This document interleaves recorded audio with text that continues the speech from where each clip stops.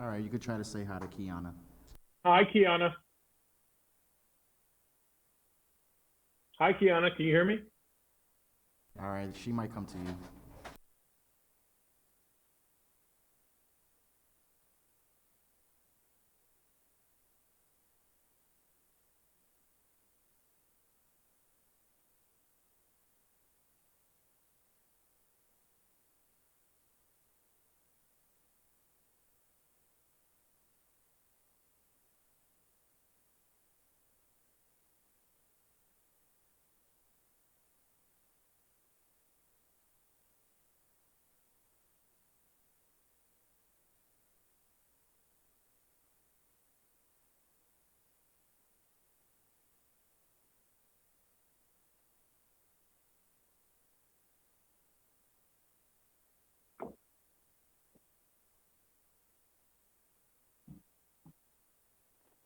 All right, George, and for this one, she's gonna ask you questions.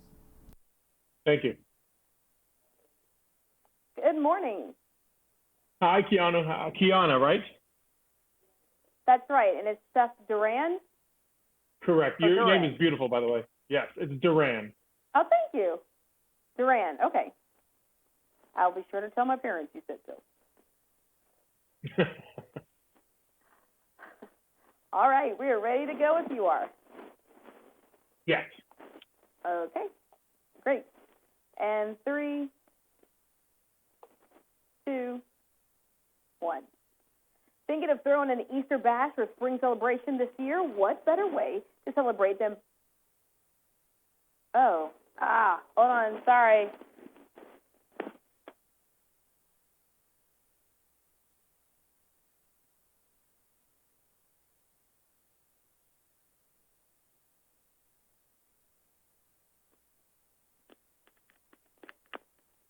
Okay. No. Okay. Sorry about that. No worries. All right. We'll try this again. And 3, 2, 1. Thinking of throwing an Easter bash or spring celebration this year? What better way to celebrate than by cooking up your favorite dishes for friends and family? Join us as Chef Duran as he combines tradition and fun, sharing his tips and tricks for easy appetizers. And for that Easter ham, he also has tips for making and cooking and prepping breeze. And, of course, there's something for the kids that you're going to share with us this morning. Good morning, Chef. Good morning, Kiana. Thanks for having me on. Well, definitely. All right. Well, more than likely, it may be a small, intimate Easter for most. But do you have some quick tips on how to reduce stress while planning our Easter festivities? Absolutely. You want to start off with a balanced meal, and I've actually found a convenient bite-sized form. They're called BBGO mandus. A mandu is a kind of dumpling. So I'm really feel comfort knowing that whenever I want, I can pull these out of the freezer and serve them right there to my family, who absolutely love them. So like I said, they're similar to a dumpling. It's the ultimate convenience of having a complete nutritious meal all in one bite. You can take the mandu and pan fry them. You can go ahead and steam them. You can even put them in soups. It's really convenient. And what I love about BBGO mandu is that they're loaded with high quality meats, diced vegetables, all in a tasty little wrapper, or even serve them with some gochujang sauces, which are like spicy, sweet and spicy sauces. And best of all is that you find them in beef and chicken variety or the frozen wonton variety as well. By the way, you can find them in bulk at your Costco, BJ's, Walmart right now.